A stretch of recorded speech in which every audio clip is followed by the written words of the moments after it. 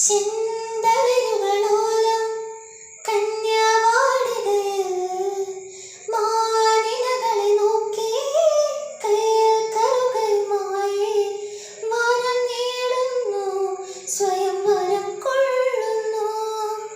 ഹേമന്തം പോലെ നവവാസന്തം പോലെ, ഹേമന്തം പോലെ നവവാസന്തം പോലെ, ലയം പോലെ നലം പോലെ ഹരിത ഹരിത വിരിയിൽ പൊൻവീണേ എന്നുള്ളിൽ മൗനം വാങ്ങൂ.